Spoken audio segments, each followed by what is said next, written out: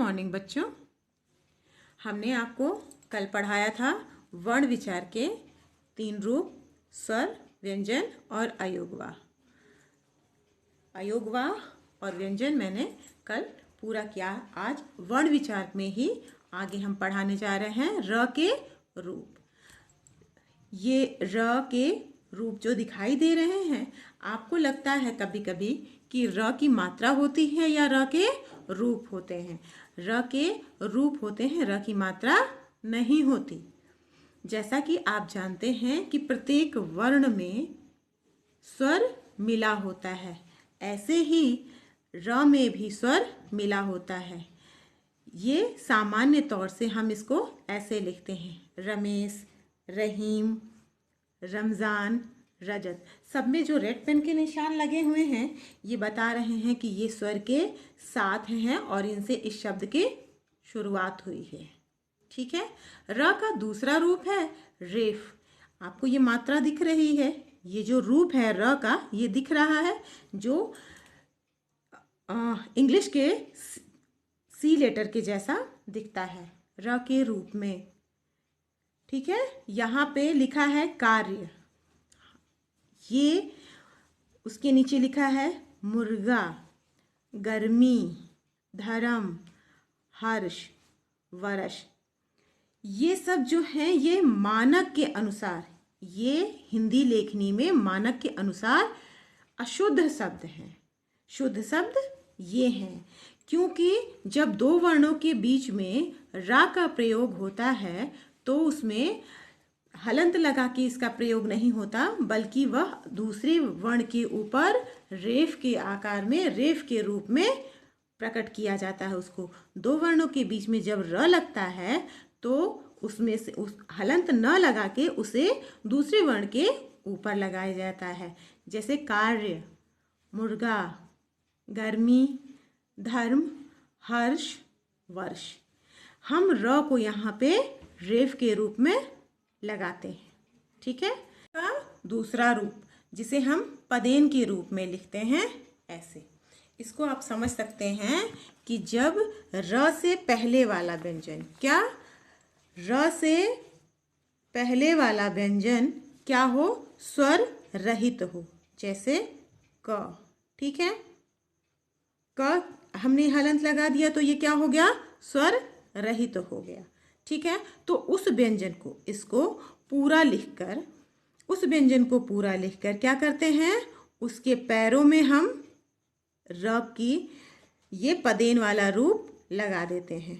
जैसे क प्लस र प्लस अ प्लस म प्लस अ।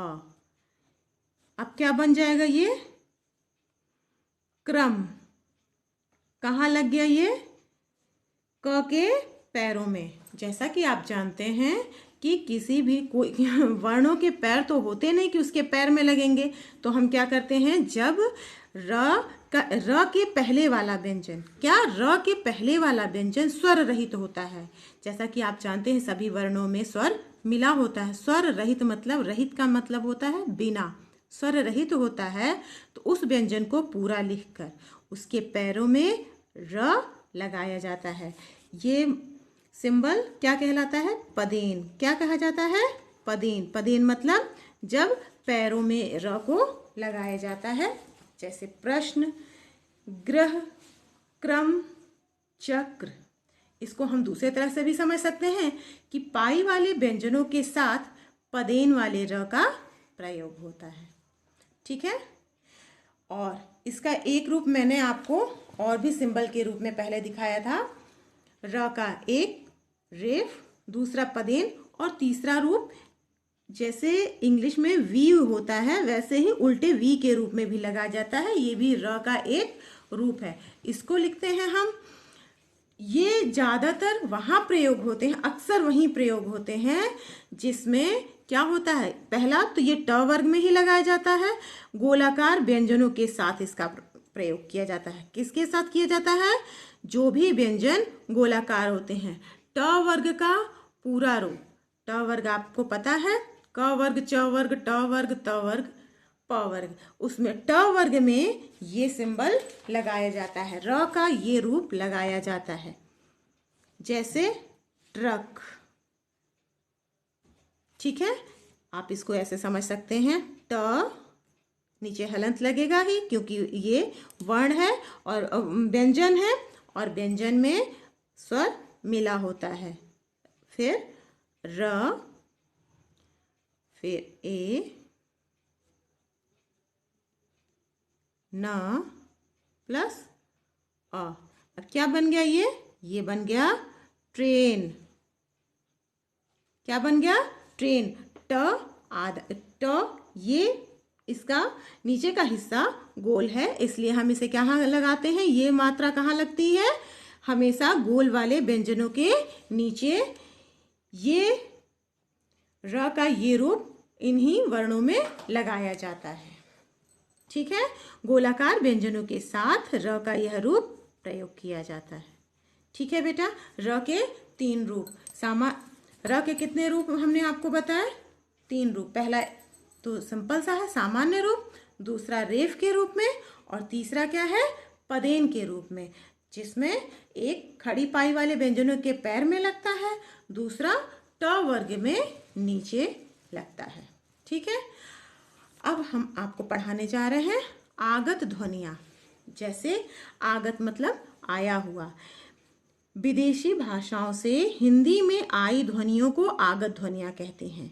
हमारी हिंदी भाषा में बहुत सारी भाषाओं का स्वरूप मिक्स हुआ है, क्योंकि हमारे यहाँ पहले अगर हम इसको और पहले से जोड़ें तो हमारे भारत में बहुत सारे ऐसे लोगों का आना हुआ जो अपनी अपनी भाषाओं का कुछ अंश यहाँ पर छोड़ गए, और जिनसे मिलकर हमारी भाषा सब उसमें भाषाओं में वो अपने शब्द सम्मिलित हो गए। इन्हें हमने नाम दिया आगत ध्वनियाँ। आगत ध्वनियों में आते हैं आ, ज और फ। इन्हें हम आगत ध्वनियाँ कहते हैं, जैसे डॉक्टर, बाजार, रफ्तार आदि। ठीक है, ये है उच्छिप्त व्यंजन।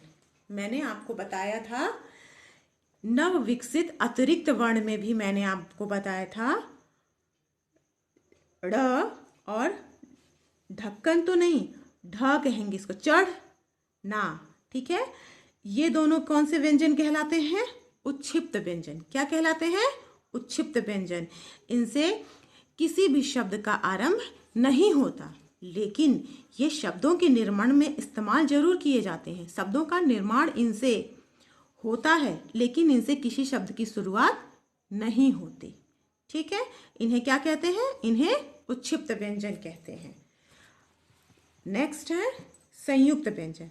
संयुक्त व्यंजन का मतलब होता है जब 2 या 2 से अधिक स्वर रहित व्यंजन आपस में मिलकर, जब 2 या 2 से अधिक स्वर रहित व्यंजन आपस में मिलकर एक नया व्यंजन बनाते हैं, तब वे संयुक्त व्यंजन कहलाते हैं। आपने पीछे भी पढ़ा है संयुक्त व्यंजन कौन कौन से होते हैं, बताया था मैंने आपको। क प्लस ख प्लस अ इक्वल टू छ। ये कौन सा व्यंजन है? संयुक्त व्यंजन। छ, त्र, ज्ञ और श्र। ठीक है बेटा, ये मैंने आपको इसके पहले भी पढ़ाया था। अब हम पढ़ते हैं संयुक्त व्यंजन के बाद द्वित व्यंजन। संयुक्त व्यंजन के बाद अब हम पढ़ते हैं द्वित व्यंजन। जैसा कि नाम से कहता है, द्वित 2 व्यंजनों को मिलाकर जब एक स्वर रहित व्यंजन, क्या कह रहा है? जब एक स्वर रहित व्यंजन का एक स्वर रहित व्यंजन क्या करते हैं? समान स्वर सहित व्यंजन से मिलते हैं। कह रहा है जब एक स्वर रहित व्यंजन, जैसे च, ठीक है, स्वर रहित व्यंजन स्वर सहित व्यंजन से मिलता है। आप देख रहे होंगे इस च में मैंने हलंत लगाया है, लेकिन इस च में हमने हलंत नहीं लगाया है। इसका मतलब ये है कि ये च आधा है और ये च पूरा है। पूरे का मतलब कि इसमें हमने अ इंक्लूड कर रखा है। ये क्या है? वर्ण है, व्यंजन है, क्योंकि इसमें अ मिला हुआ है। कह रहा है आपका कि जब एक स्वर रहित व्यंजन, ये क्या है? स्वर रहित व्यंजन है, और इसी के समान, इसी के जैसा स्वर सहित व्यंजन मिलते हैं तो क्या होता है? वो द्वित व्यंजन कहलाता है। ये कैसे लिखा जाएगा? ऐसे। ठीक है, कैसे लिखा जाएगा? क्योंकि इसमें स्वर इसमें स्वर मिक्स नहीं है और इसमें स्वर मिक्स है, तो ये आधे लिखा जाएगा और ये पूरा लिखा जाएगा। मैंने यहाँ आपको बता दिया है। तो इससे कौन कौन से सेंटेंस बनेंगे? बच्चा। ठीक है, ऐसे ही हम आपको दूसरा शब्द बता देते हैं। क्या? मान लीजिए क ये हमने पूरा लिखा, फिर इसमें हलंत लगा दिया प्लस क। कह रहा है एक स्वर रहित है और दूसरा स्वर उसी के समान, अलग से दूसरा नहीं, दोनों एक ही समान है। एक स्वर रहित है, दूसरा स्वर सहित है, तो ये कैसे लिखा जाएगा? आधा क और पूरा क। ठीक है, ये क्या होगा? इसका शब्द क्या बनेगा बेटा? इसका शब्द बनेगा पक्का, क्योंकि इसमें एक स्वर रहित है और दूसरा स्वर सहित है। अब समझ में आया कि द्वित व्यंजन किसे कहते हैं? जब एक स्वर रहित व्यंजन का समान स्वर सहित व्यंजन से मेल होता है, स्वर रहित व्यंजन का उसी के जैसे समान स्वर सहित व्यंजन से मेल होता है, तो क्या बनता है? द्वित व्यंजन कहलाता है। ठीक, जैसे बच्चा, पक्का, चम्मच आदि। ठीक है, अब हम पढ़ते हैं संयुक्ताक्षर। अब संयुक्ताक्षर, संयुक्ताक्षर जैसे आपने द्वित व्यंजन में पढ़ा था, एक स्वर रहित और उसी के समान स्वर सहित व्यंजन का मेल होने पर द्वित व्यंजन बनता है। संयुक्ताक्षर भी ऐसे ही है। जब एक स्वर रहित व्यंजन, पहला व्यंजन कैसा है? स्वर रहित है और भिन्न स्वर सहित व्यंजन से मेल होता है। मतलब अगर यहाँ पे हमने द्वित व्यंजन में समझाया कि समान है दोनों, लेकिन संयुक्त व्यंजन में क्या कह रहा है? कि दोनों अलग अलग हैं। जैसे श हमने लगाया, नीचे लिखा च, दोनों अलग अलग हैं। ये दूसरी का है और ये दूसरा है। द्वित व्यंजन में क्या था? दोनों समान थे, एक स्वर रहित था, दूसरा स्वर सहित था। ये कहलाया, क्या कहलाया बेटा? द्वित व्यंजन कहलाया। ठीक है, इसमें क्या कह रहा है संयुक्त अक्षर में? कि पहला स्वर रहित हो और दूसरा जो व्यंजन है वो भिन्न हो। भिन्न मतलब अलग हो। तो ये मिलके क्या बनाते हैं? श बनाएंगे। क्या बनाएंगे? श। ठीक है, क्योंकि ये स्वर रहित है तो अ की मात्रा इसमें से हट जाएगी। इससे कौन सा शब्द बन जाएगा? इससे बहुत सारे बन जाएंगे। पश्चात। ठीक है, एक और आपको हम समझा देते हैं। जैसे त वर्ग से हमने त ले लिया, त में हलंत लगा दिया। हलंत इसलिए क्योंकि ये वर्ण को आधा करने के लिए हलंत लगाया जाता है। प्लस दूसरा क्या कहा संयुक्ताक्षर में? कि दूसरा स्वर सहित होना चाहिए। इसमें मैंने हलंत नहीं लगाया, तो ये क्या हो जाएगा? कैसे लिखेगा? ऐसे लिखा जाएगा। क्यों? क्योंकि त के नीचे हलंत है तो त आधा ऐसे लिखा जाएगा, और य में क्या कहा गया है? कि ये स्वर सहित होना चाहिए, ये आधा नहीं होगा। तो ये कैसे लिखा जाएगा? हम इससे कोई शब्द बन सकता है? हाँ बिल्कुल, त्योहार। त्योहार। ठीक है बेटा, एक और समझ लीजिए। जैसे पहला हमने कहा स्वर रहित, म लिखा हमने, इसको हमने नीचे हलंत लगा दिया, ये क्या हो गया? स्वर रहित। दूसरा हमने लिया ह। ठीक है, इसमें हमने हलंत नहीं लगाया, मतलब कि ह पूरा है। इससे क्या बन जाएगा? म। इससे कोई शब्द बनेगा? बिल्कुल बनेगा। क्या बनेगा? तुम्हारा। समझ में आया? ये था द्वित व्यंजन। इन दोनों में समान व्यंजन लगे थे। इसमें क्या था? एक स्वर रहित हो और दूसरा स्वर सहित हो, उसे क्या कहते हैं? संयुक्ताक्षर कहते हैं। कह रहा है जब एक स्वर रहित व्यंजन का भिन्न स्वर सहित व्यंजन से मेल होता है वह संयुक्ताक्षर कहलाता है। जैसे पश्चात, त्योहार, तुम्हारा।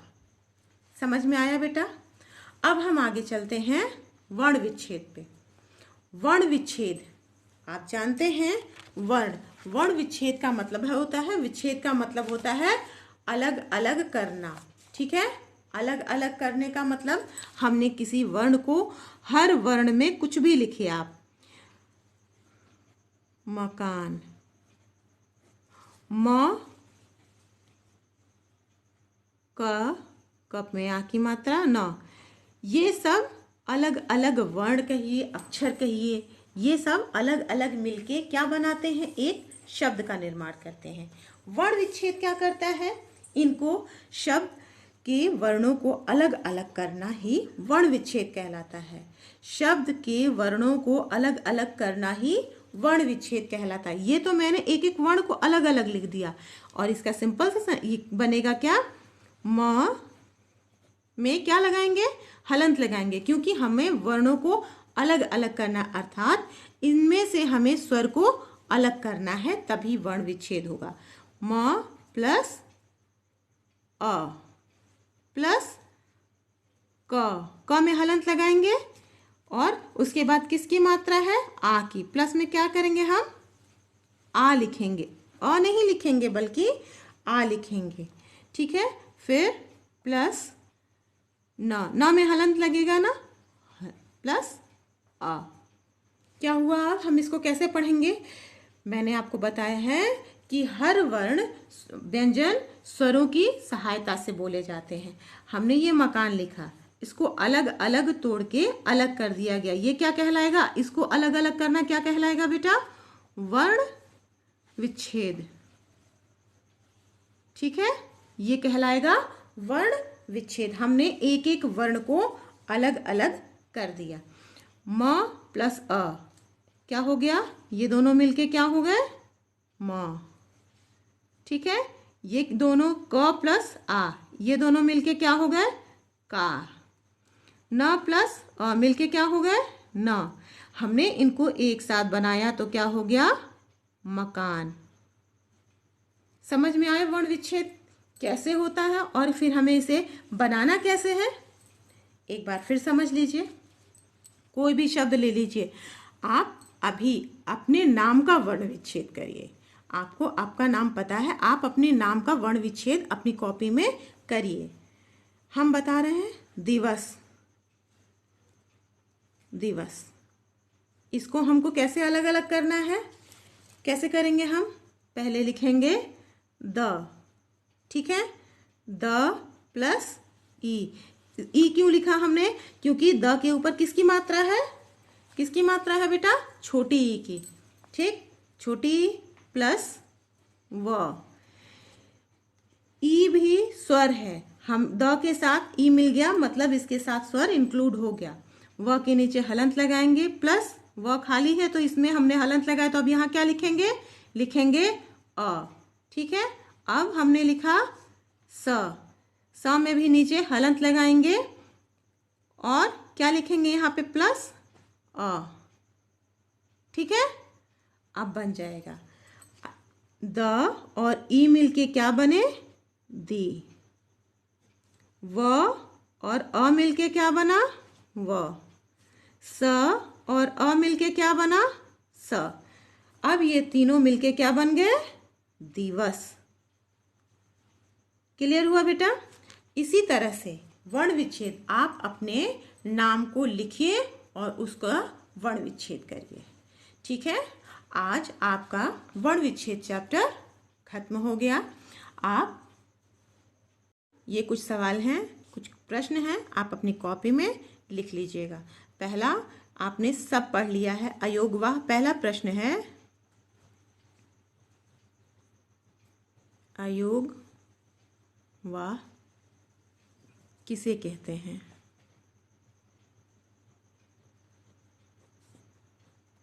किसे कहते हैं? ठीक है, समझ में आपके आ गया होगा। इसका प्रयोग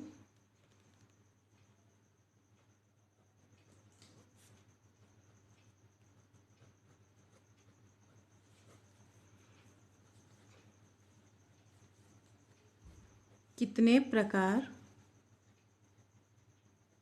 से किया जाता है, किया जाता है। आपको मैंने बताया है कि अयोग वाक्य किसे कहते हैं, इसका प्रयोग कितने प्रकार से किया जाता है, अनुस्वार, अनुनासिक और विसर्ग, 3 प्रकार से किया जाता है, पता है आपको। दूसरा प्रश्न है, आगत ध्वनि किसे कहते हैं, आगत ध्वनि किसे कहते हैं।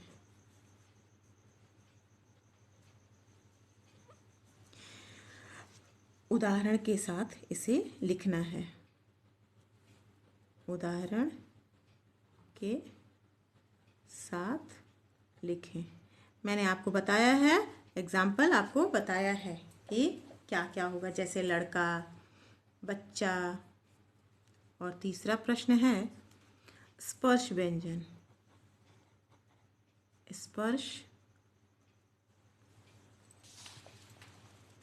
तीसरा प्रश्न है स्पर्श व्यंजन किसे कहते हैं, किसे कहते हैं। ठीक है, इनकी कुल संख्या कितनी होती है, इनकी कुल संख्या कितनी है, इनकी कुल संख्या कितनी है बेटा, 25 है। पता है, क वर्ग, च वर्ग, त वर्ग, ट वर्ग, त वर्ग और प वर्ग, कुल संख्या कितनी है। इन्हें कितने वर्गों में, कितने वर्गों में बांटा गया है, बांटा गया है। ठीक है, एक लास्ट, आपको इसमें से छांट के अलग अलग कॉलम बना के लिखना है। आपको अनुस्वार, अनुस्वार और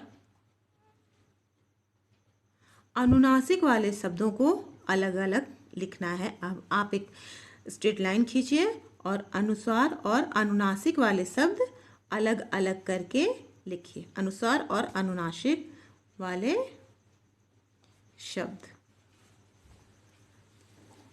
अलग अलग छांट के अनुस्वार और अनुनासिक वाले शब्द अलग अलग लिखें। ठीक है, अब हम आपको वो शब्द बता देते हैं। पहला कंचन,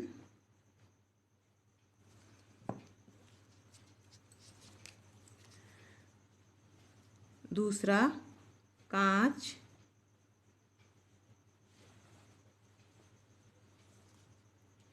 तीसरा चंद्र। ये सब आपको क्या करना है बेटा, अनुस्वार और अनुनासिक को अलग अलग छांटकर अपनी कॉपी में लिखना है। आपको बताना है कि कौन सा अनुस्वार है और कौन सा अनुनासिक है।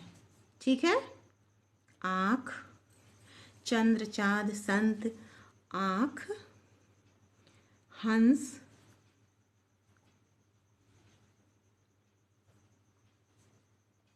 पाँच और मंजन,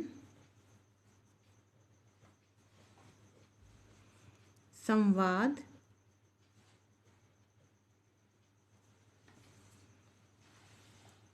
खंदक। इन सारे शब्दों को आप, इन सारे शब्दों को कंचन, कांच, चंद्र, चाँद, संत, आँख, हंस, पाँच, मंजन, संवाद और खंदक, इन सारे शब्दों को आप अलग अलग छांटेंगे। अलग अलग छांटने का मतलब है कि आपको बताना है इसमें से कौन सा अनुस्वार है और कौन सा अनुनासिक है। ठीक है, एक स्ट्रेट लाइन खींचिए, इधर लिखिए अनुस्वार और इधर लिखिए अनुनासिक। फिर इन सारे शब्दों में से छांटकर आप अनुस्वार और अनुनासिक को लिख लेंगे। Thank you.